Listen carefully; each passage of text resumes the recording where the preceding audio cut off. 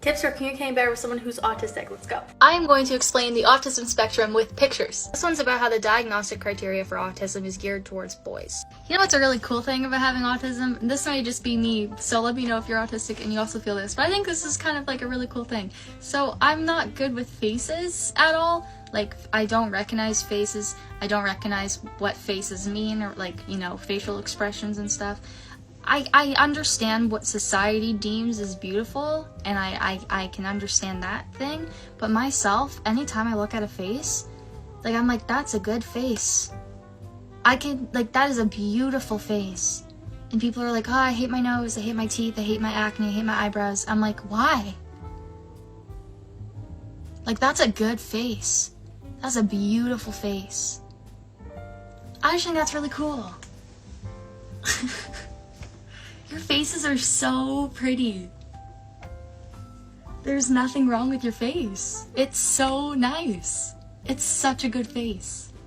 Tips for communicating better with someone who's autistic. Let's go. First thing, sarcasm, idioms, metaphors, similes, no, don't use them. When you have something to say it, okay? Just say it out loud. We can't read minds. More importantly, we can't read subtext, so just say what you want. Seriously, don't be afraid of being blunt, okay? We want that. Second thing, coming from that, is you need to tell us exactly what you're asking for if it comes to like chores or doing housework. If you say, the garbage needs to be taken out today, I go, yep, you're right, it does. I do not assimilate that with they're telling me to take the garbage out, because you didn't say those words. So if you have a chore that you want us to do, just ask us. Most likely we'll say yes. If you ask us, do you want to do this thing? We're probably gonna say no because we don't want to. That doesn't mean that we won't. That's what I mean. You have to be specific. You can't just say, oh, the trash needs to be taken out, and expect us to be like, that is a job for us. You just gotta say it. You gotta say, please take the trash out today, and we'll go, okay. Those are only 2 things, but they were pretty important, and I got more coming.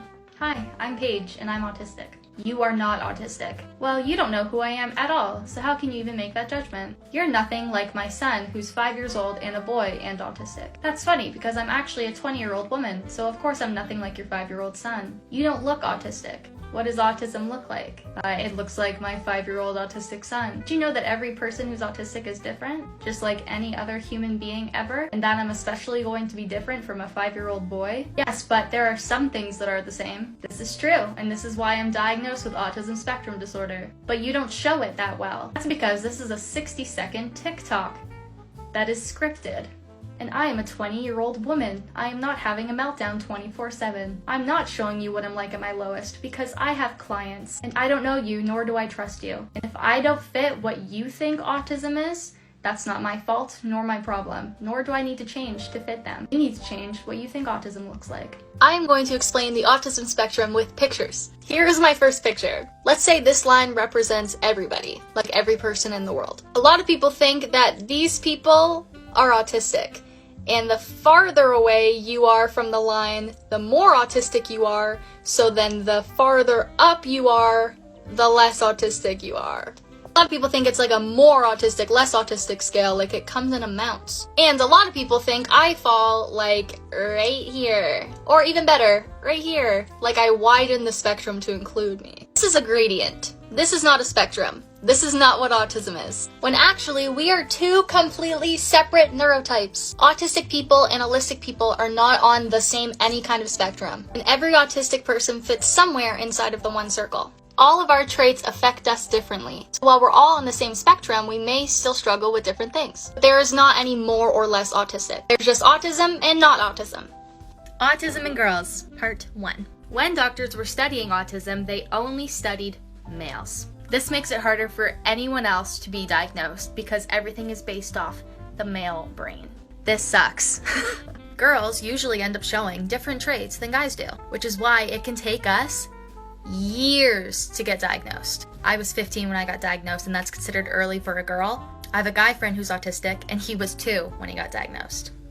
A main reason as to why girls are so late to get diagnosed is because we are particularly good at one thing that guys are not so good at when it comes to autism. And this is something we call masking. Masking is basically just being like a really good actor. It's where you take traits that everyone else is showing and start portraying them as yourself. It's like a lot of copying going on. But in your mind, you don't think you're copying, you think that this is normal and everyone feels the same way that you do. You basically feel like an alien and you're really good at hiding that, which is why I don't seem autistic. Autism in Girls Part 2. This one's kind of about autism in general, but I feel like a lot of them are, but a lot of it is just like my opinion because I am a girl. Get high functioning and low functioning out of your vocabulary. It doesn't help anybody. I know you might think that like saying like, oh, you're high functioning is a compliment. It's not a compliment. It's actually like a reminder that I'm just masking, and it's so hard. Masking is the most exhausting thing in the world. It's my New Year's resolution actually to not mask. That means showing my autistic traits and not, pretending like I'm someone I'm not and just being more myself. High functioning is basically a label that you can use to be like, oh, your autism doesn't affect me that much. But I'll tell you, everyone you think is high functioning is greatly affected by their autism. Autism's already hard. Masking is harder. It's just like a little microaggression that is really, it sucks, okay? There's no such thing as high functioning and low functioning. We're all just autistic. Oh my god, look at this video this mom posted. It's of a kid having like an autistic meltdown. Ooh, I'm actually not gonna look at that because that's an invasion of the kid's privacy. No, but it's just like for educational purposes. What is she educating about? Like this is what her kid looks like in their most vulnerable state where they need the most help? It's just to show other parents what autism is like.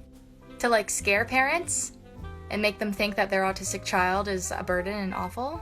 I don't know, like don't you think that that's helpful?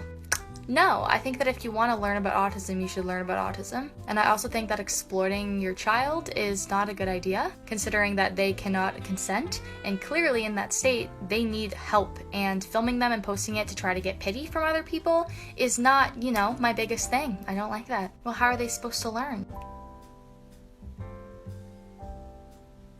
From autistics. This is Autism in Girls Part 6. This one's about how the diagnostic criteria for autism is geared towards boys. A lot of the examples that they have are very masculine, so it can be easy for a girl to say no to them. I'm going to give you some examples, but also if you or your child is looking to get diagnosed, pay less attention to the examples and more about like the root of the question. So one part about autism is hyperfixations or limited interests. Sometimes they'll ask things like, does your kid really focus on like just playing with the wheels of a truck? Is your kid really interested in only one sport or only one specific player from that one sport? I grew up very feminine, so I didn't play with trucks nor did I like sports. So it'd be easy for me to say no to those questions. But I do have very limited interests and I do have hyperfixations. Instead of wheels on a truck, it was Barbie shoes. Instead of a sports player, it was a movie character. This can be missed sometimes if you're not really sure what the question's asking you when you have like really specific examples. This is because when they were creating the whole diagnostic criteria on ASC, only used boys. Boys are typically masculine, and the reason why girls have a hard time getting a diagnosis.